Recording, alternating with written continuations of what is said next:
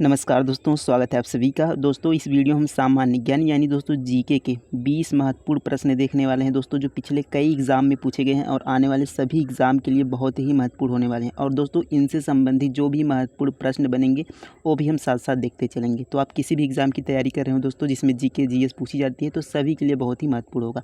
तो चलिए पहले क्वेश्चन शुरू करेंगे और दोस्तों आपको लास्ट में कमेंट करके बताना है कि 20 में से कितने क्वेश्चन आपके यहाँ पर सही हुए। और जो क्वेश्चन दोस्तों आपको ना आए नोट जरूर करिएगा, ताकि अगले किसी सेट में क्वेश्चंस मिले तो वह आप सही कर पाएँ।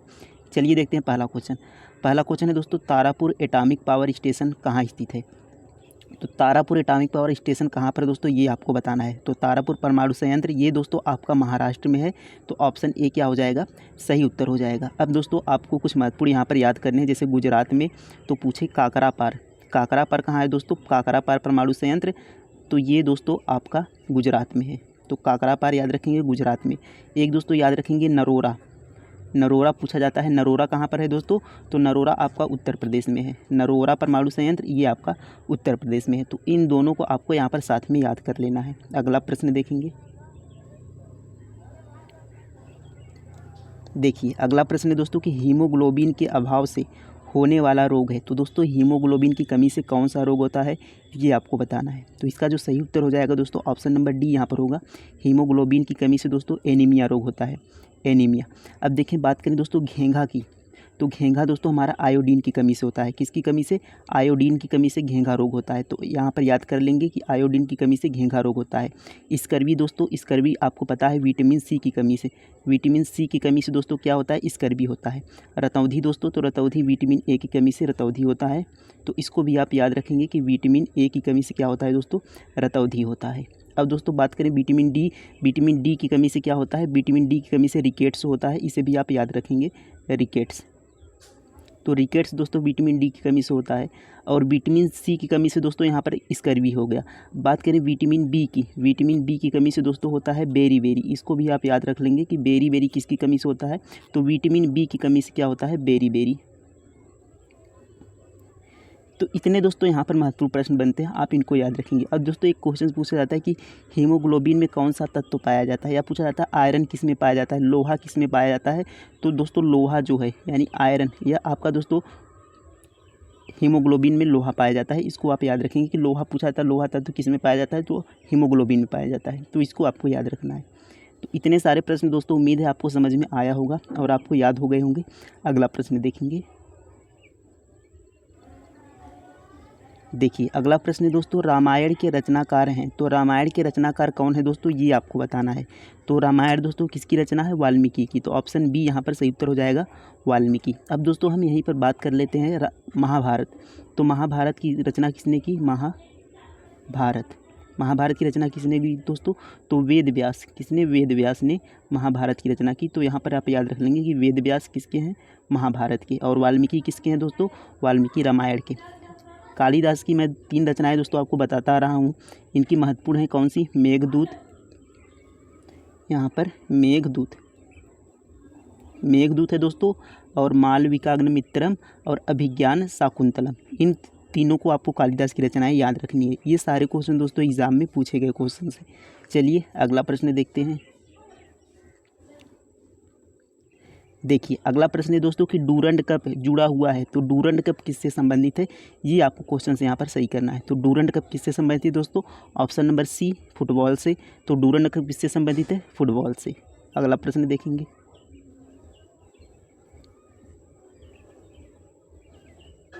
देखिए अगला प्रश्न दोस्तों, टिहरी बांध किस नदी पर निर्मित है। तो टिहरी बांध किस नदी पर है दोस्तों, ये आपको बताना है। सही उत्तर हो जाएगा दोस्तों ऑप्शन नंबर डी, भागीरथी नदी पर टिहरी बांध है। इस पे है दोस्तों भागीरथी नदी पर। कहाँ पर है दोस्तों, उत्तराखंड में। आप याद रखेंगे टिहरी बांध कहाँ है, उत्तराखंड में। किस नदी पर, भागीरथी नदी पर। तो इसको आपको याद रखना है। अगला प्रश्न देखते हैं। देखिए अगला प्रश्न दोस्तों, किस वेद में मंत्र तंत्र एवं जादुई सम्मोहन से जुड़े स्रोत सन्निहित हैं। तो किस वेद में दोस्तों तंत्र मंत्र की यहाँ पर चर्चा है। तो आपको पता होगा कि जो हमारा चौथा वेद है यानी अथर्ववेद, अथर्ववेद में क्या है दोस्तों, तंत्र मंत्र की चर्चा है। तो ऑप्शन नंबर डी क्या हो जाएगा, सही उत्तर हो जाएगा। अब दोस्तों यदि पूछा जाए कि गद्य एवं पद्य, गद्य एवं पद्य दोनों में कौन सा वेद है, तो यजुर्वेद दोस्तों गद्य एवं पद्य दोनों में है आपका, गद्य एवं पद्य। गद्य एवं पद्य में कौन सा वेद है? तो यहाँ पर दोस्तों आपका यजुर्वेद हो जाएगा गद्य एवं पद्य में। अब दोस्तों अगर पूछा जाए आपसे यहाँ पर भारतीय संगीत का जनक, यानी दोस्तों भारत में जो संगीत म्यूजिक का जनक किस वेद को कहा जाता है? तो सामवेद को। इसको आप याद रखेंगे, सामवेद को दोस्तों भारतीय संगीत का जनक कहा जाता है। अब दोस्तों अगर बात करें ऋग्वेद की, तो पूछा जाता है सबसे प्राचीन वेद, तो सबसे प्राचीन वेद दोस्तों क्या हो जाएगा? ऋग्वेद आपका हो जाएगा सबसे प्राचीन वेद। अब दोस्तों ये सारे क्वेश्चंस एग्जाम में पूछे गए क्वेश्चन हैं, तो इन सभी को आपको याद रखना है। अगला प्रश्न देखेंगे। देखिए अगला प्रश्न दोस्तों कि महान अशोक किस वंश से वास्ता या संबंध रखते थे? तो महान अशोक जो थे वह दोस्तों किस वंश से संबंधित थे, ये आपको बताना है। देखिए चंद्रगुप्त मौर्य पहले थे, चंद्रगुप्त मौर्य। इन्होंने किस यहाँ दोस्तों मौर्य वंश की स्थापना की? चंद्रगुप्त मौर्य। अब इनके जो पुत्र हुए दोस्तों बिंदुसार, चंद्रगुप्त मौर्य के जो पुत्र इनके बाद में आए कौन थे? बिंदुसार।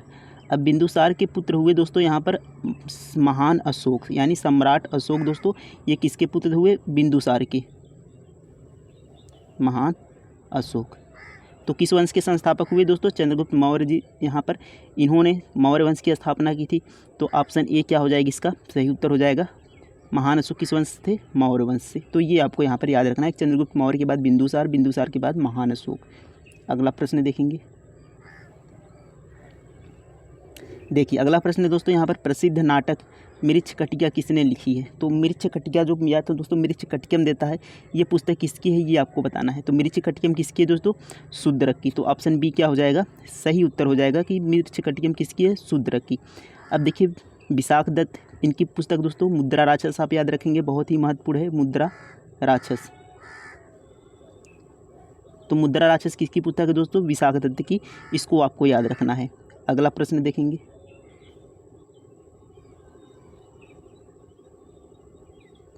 देखिए अगला प्रश्न दोस्तों कि अंतिम मुगल शासक कौन था? तो मुगलों में दोस्तों जो अंतिम शासक था वह कौन था, ये आपको बताना है। तो सही उत्तर हो जाएगा दोस्तों ऑप्शन नंबर बी, यहाँ पर बहादुर शाह जफर अंतिम मुगल शासक था। इसको आपको याद रखना है। अगला प्रश्न देखते हैं। देखिए अगला प्रश्न है दोस्तों कि इस्लाम धर्म स्वीकार न करने के कारण किस सिख गुरु के सिर को औरंगजेब द्वारा कटवा दिया गया था? तो दोस्तों औरंगजेब ने क्या किया था कि सबको इस्लाम धर्म स्वीकार करना पड़ रहा था, तो किसने इसका विरोध किया? तो उसका सिर दोस्तों यहाँ पर इसने कटवा दिया था। तो वो आपके थे गुरु तेग बहादुर। ऑप्शन सी क्या हो जाएगा? सही उत्तर हो जाएगा। तो गुरु तेग बहादुर थे जो दोस्तों जो इसको विरोध किए या फिर उन्होंने स्वीकार नहीं किया, तो इसने क्या किया? उनका सर कटवा दिया था। तो गुरु तेग बहादुर यहाँ आपका सही उत्तर हो जाएगा ऑप्शन नंबर सी। अगला प्रश्न देखेंगे। देखिए अगला प्रश्न दोस्तों डोगरी किस राज्य की आम भाषा है? तो डोगरी किस राज्य की भाषा है दोस्तों, ये आपको बताना है। तो इसका सही उत्तर हो जाएगा दोस्तों ऑप्शन नंबर डी, यहाँ पर जम्मू कश्मीर की यहाँ भाषा है आपकी डोगरी। अगला प्रश्न देखते हैं।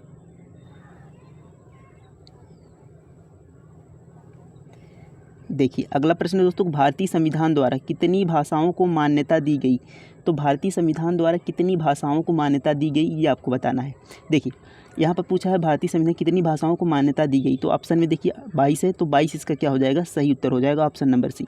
लेकिन अगर पूछे दोस्तों मूल संविधान में पूछे मूल संविधान में कितनी भाषाएँ थी, तो आपको याद रखना है कि मूल संविधान में 14 भाषाएँ थी। अब देखिए अगर यहाँ पर आपको मूल संविधान में 14 भाषाएँ थी, लेकिन वर्तमान में या फिर पूछे भारतीय संविधान में कितनी भाषाएँ हैं, तो ये आपको 22 लगाना है कि वर्तमान में 22 भाषाएँ हैं, और मूल संविधान में पूछे तो 14 भाषाएँ थी। अब पूछे किस अनुसूची में है भाषाओं का चर्चा दोस्तों, किस अनुसूची में है? तो अनुसूची आप याद रखेंगे, अनुसूची 8 में क्या है? भाषाओं की चर्चा है अनुसूची 8 में। ये आपको भाषाओं से याद रखना है। अगला प्रश्न देखेंगे। देखिए अगला प्रश्न दोस्तों भारत के पंचवर्षीय योजना की धारणा शुरू की थी। तो भारत में जो पंचवर्षीय योजना की धारणा आई दोस्तों वह किसने शुरू की थी, ये आपसे पूछा है। तो सही उत्तर हो जाएगा दोस्तों ऑप्शन नंबर ए, जवाहरलाल नेहरू ने यहाँ पर शुरू की थी। अब पहली पंचवर्षीय योजना कब से कब थी दोस्तों, तो आपको याद होना चाहिए कि 1951 से 1956 तक आपकी पहली पंचवर्षीय योजना यहाँ पर चली थी। 1951 से 1956 पूछा जाता है दोस्तों कौन सा मॉडल था, तो हेराल्ड डोमर। तो हेराल्ड डोमर मॉडल पर दोस्तों पहली पंचवर्षीय योजना थी, ये आपको याद रखना है। अगला प्रश्न देखेंगे। देखिए अगला प्रश्न, किस प्रथम भारतीय महिला ने ओलंपिक गेम्स में पदक जीता? तो कौन सी दोस्तों यहाँ पर महिला थी जिसने ओलंपिक गेम में पहली बार पदक जीता? तो सही उत्तर हो जाएगा दोस्तों कर्णम मल्लेश्वरी। यहाँ पर Karnam Malleswari, option number C. इन्होंने दोस्तों ओलंपिक में पहला पदक जीता था। कौन सा पदक था दोस्तों? कांस्य पदक। याद रखेंगे ये कांस्य पदक, पहला पदक जो किसी महिला ने जीता था दोस्तों, यह कांस्य पदक। अब दोस्तों यहाँ पर कौन सा ओलंपिक था? तो याद रखेंगे कि 2000 में हुआ था, सन 2000 में सिडनी ओलंपिक, सिडनी में हुआ था। इसमें दोस्तों इन्होंने कांस्य पदक जीता था। तो ये भारत की पहली महिला पदक विजेता बनी ओलंपिक में। कौन थी? कर्णम मल्लेश्वरी, याद रखेंगे आप। अगला प्रश्न देखेंगे। देखिए अगला प्रश्न, दांत और अस्थि को मजबूत बनाने वाली धातु है। तो दांत और अस्थि जिससे मजबूत होती है वह कौन सी धातु है? तो सही उत्तर हो जाएगा दोस्तों कैल्शियम, जो कि आपको यहाँ पर हड्डियों को मजबूत बनाता है। तो ऑप्शन ए क्या हो जाएगा? सही उत्तर हो जाएगा। अगला प्रश्न देखते हैं। देखिए अगला प्रश्न दोस्तों, किस क्याद ए आजम के नाम से भी जाना जाता है? तो किसे दोस्तों क्याद ए आजम के नाम से जाना जाता है, ये आपको बताना है। तो क्याद ए आजम दोस्तों, सही आंसर इसका option number A Mohammad Ali Jinnah, यानी MA जिन्ना। तो ए इसका सही उत्तर हो जाएगा मोहम्मद अली जिन्ना। अब दोस्तों एक क्वेश्चन यहाँ पर कि पाकिस्तान का पहला गवर्नर जनरल, तो पाकिस्तान का दोस्तों पहला गवर्नर जनरल ये भी आपका मोहम्मद अली जिन्ना थे, ये आपको याद रखना है। अगला प्रश्न देखते हैं। देखिए अगला प्रश्न दोस्तों, अलीगढ़ मुस्लिम विश्वविद्यालय की स्थापना किसने की? तो अलीगढ़ का जो मुस्लिम विश्वविद्यालय है उसकी स्थापना किसने की थी, ये आपको बताना है। तो सही उत्तर होगा दोस्तों सर सैयद अहमद खान। इन्होंने दोस्तों मुस्लिम विश्वविद्यालय की स्थापना की थी। तो ऑप्शन ए इसका क्या हो जाएगा? सही उत्तर हो जाएगा। अगला प्रश्न देखेंगे। देखिए अगला प्रश्न दोस्तों, मनसबदारी प्रथा की स्थापना किसने की? तो मनसबदारी की प्रथा जो दोस्तों थी वह किसने इसकी स्थापना की थी? तो सही उत्तर आपका ऑप्शन नंबर ए अकबर द्वारा मनसबदारी प्रथा की दोस्तों क्या की गई? स्थापना की गई थी। ये आपको याद रखना है। अगला प्रश्न देखेंगे। देखिए कुत्ते के काटने से निम्नलिखित में से क्या हो सकता है? तो कुत्ते के काटने से यहाँ पर दोस्तों कौन सा वायरस होता है? क्या होता है? प्लेग होता है, रेबीज, रूबेला, पोलियो। तो कुत्ते के काटने से आपको पता होगा दोस्तों रेबीज होता है। ऑप्शन बी क्या हो जाएगा? सही उत्तर हो जाएगा। अगर पूछे दोस्तों रेबीज के टीके की खोज किसने की? तो लुई पास्चर, आप याद रखेंगे लुई पास्चर। इन्होंने दोस्तों टीके की खोज की, लुई पास्चर। तो लुई पास्चर ने दोस्तों रेबीज के टीके की खोज की। अगला प्रश्न देखते हैं। देखिए अगला प्रश्न दोस्तों, पश्चिमी घाट में सर्वोच्च शिखर है। तो पश्चिमी घाट का दोस्तों हमें सर्वोच्च शिखर बताना है। इसका आंसर आपको कमेंट में बताना है दोस्तों कि पश्चिमी घाट का जो है, तो आपको पता होगा कि यहाँ पर देखिए ये आपका पश्चिमी घाट है और इधर आपका ये पूर्वी घाट है और ये हमारा इंडिया का साउथ पार्ट, यहाँ पर दक्षिण पार्ट है। तो इसमें दोस्तों ये आपका देखिए पूर्वी, ये पश्चिमी। तो आपको ये जो पश्चिमी घाट है इसका आपको दोस्तों सर्वोच्च शिखर कौन सा है ये आपको बताना है कमेंट में। और दोस्तों वीडियो कैसा लगा आप कमेंट में ज़रूर बताइएगा और कितने क्वेश्चंस आपके यहाँ पर सही हुए। मिलते हैं दोस्तों अगले वीडियो में, तब तक के लिए धन्यवाद।